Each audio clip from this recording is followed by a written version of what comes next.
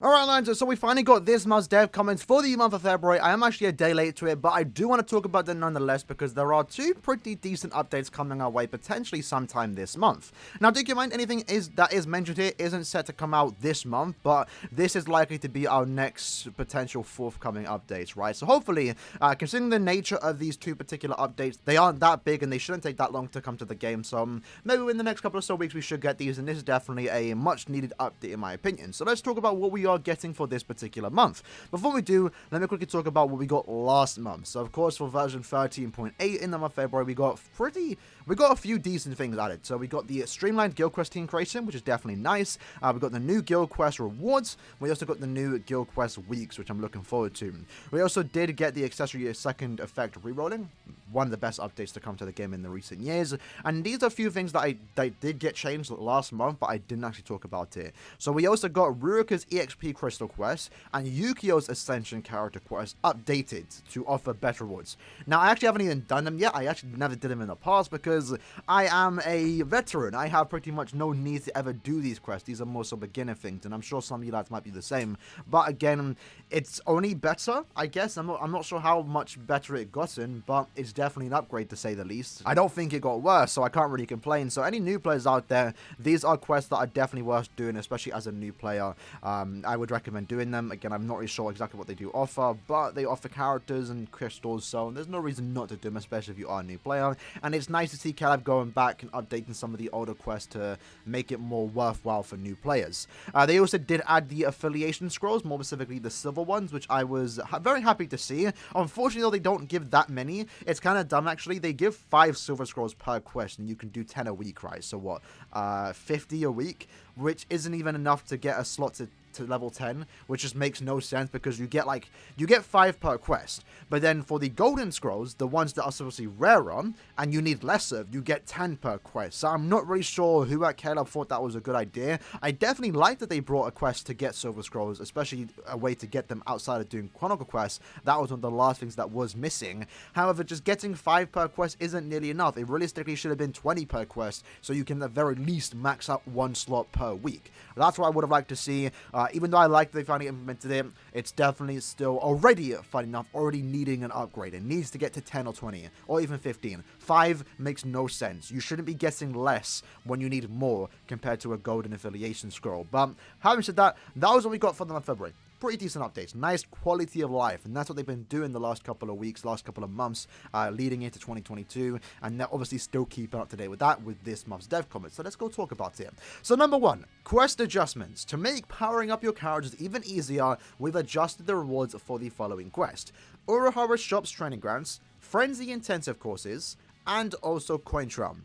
Very happy to see this, I must say. Now, again, I am someone that is never going to be farming these, but still, this is something that new players are going to have to farm, and some new players don't know any better. Some players don't know that getting crystals and jewels is a lot better by doing the point event. Some people don't know that to get coins faster, you got to do epic raids. There's no point ever touching the coin trail, and I am glad to see that for starters it's getting updates, because we did actually make a video in it a few weeks ago when EBA came out, right? Me and 3 other guildmates had like the max coin drop percentage you can actually get. It takes a lot of preparation. That's something that you're not really going to do as a casual player with a bunch of randoms. And we only got 2 million coins, and it's way better to spend your time and soul tickets in epic raids, because that's right now is the best way to farm coins. And it doesn't really make sense, right? How is the coin trial quest dropping less coins than epic raids? So I definitely do like that they are updating this. Hopefully it's a very good update. We have seen with the new weekly orders that we did get yesterday or a couple of days ago that you can now get 2.5 million coins per week. So they are definitely incorporating more ways to get a lot of coins, which is a great, again, for new players out there. For me and many others, I'm like almost 2 billion coins. I don't need any more coins, but I can definitely appreciate an update like this. Frenzy intensive courses, again, is nice because I don't believe there's no co-op option now. There used to be, I believe, back in the day. Again, this is something that new players are eventually going to have to farm, and it is quite a time sink and a soul ticket sink to try and max out all the, frenzy characters, which is something you definitely should do because they do offer orbs, right? So again, happy to see this get upgraded, hopefully for the better. I don't think it's going to be a downgrade anyway. And then we're also getting updated crystals and jewels, which is, again, pretty nice. I am someone that doesn't need to farm this, but again, for new players, pretty good updates. You can't complain about that. It's nice that they're going back and updating some of the stuff that's outdated, and that's what they've basically been doing for the last couple of so months. Instead of adding new content, which I would definitely love to see, they've gone back to fix some of the content that we already have in the game that needs fixing. Next up, though, we have arena rewards. So, arena. I don't want to say the game mode was a flop, but it wasn't the best. I very much like the arena gameplay. I love what they did with this particular game mode, but one of the biggest problems this game mode actually has right now is that it's a good and bad thing too. It's like, it's so separate from the entire game that anything you do in arena is only in arena. And the problem with that is that now you realistically have no reason to play arena. And one of the ways they could fix that, and I've been calling for it for months, and unfortunately this still isn't coming to the game just yet, is 5-star characters, like an actual new 5-star character from this particular game mode, either by ranking high or in the medal exchange, will definitely get people playing it, or give us orbs for ranking high. They don't do that. In fact, it actually costs you more orbs to play arena than you actually get, because you have to buy the license to max out your characters, and that costs 250 orbs every 2 weeks. That is ridiculous. Get rid of the license, offer orbs or a new character from the rankings or medal exchange, and that will get people excited for this particular game mode. Until they do that, the game mode is going to stay the exact same way it is right now. Now, they are updating it. They're updating the rewards, which I definitely do like. Now, what they say here is that at present, these changes will largely be seen in improvements to rewards acquired through results and those in the exchange. We are planning to make it easier for players to acquire power-up items and arena medals. That's definitely one step in the right direction, I must say. Right now, again, going back to the license, when you want to actually play arena seriously, right? And you want to try and rank high, you want to play your favorite characters, rank them up, you don't get that many materials by playing this particular game mode. Now, one of the only few ways to actually get a kickstart in, getting the materials to max out your characters is by buying the license. And again, it's way too expensive. I only recommend buying it once, and after that, just max out your favorite character or an OP character, and then chill. Use that character until you get the 1,000 orbs from the arena trophies. So it's nice that they are giving ways for players to acquire these power-up items, and also fixing the exchange shop, because again, once more, the exchange shop is also ridiculously overpriced, in my opinion. And this is one of the main reasons why I have been saving my arena medals for this particular update, because I knew it was eventually going to happen, and I've only been buying the 5-star ticket because that's the only thing that's actually worth buying. If you're trying to buy the items to power up your characters from the exchange shop, again, it's way too overpriced. And they did make it a lot better by giving you more materials or exchange items by doing the missions, but again, it's clearly not enough. So I'm very happy to see that potentially sometime next month there's going to be an easier way to power your characters, and also making the exchange shop just a tad bit better, either by making the rewards better or by lowering the prices for some of the stuff, which I definitely do like. This is a step in the right direction, but again, it doesn't fix the game mode, because this right here is fixing the problem for those that play arena. But for those that don't play arena, there is still no real good reason to play said game mode. And I do want to mention one thing too. They have been making arena a tad bit better. More specifically, this current season, they have done it in the past where they've been doing affiliation rules. So before, it used to be strong attack damage ×2, range damage ×2, melee damage ×2, etc. And that kind of limits on who you actually can use, or more so get some characters out the meta. But right now, it's Soriba and Captain damage ×2, and a Ronka and a Spada damage ×2.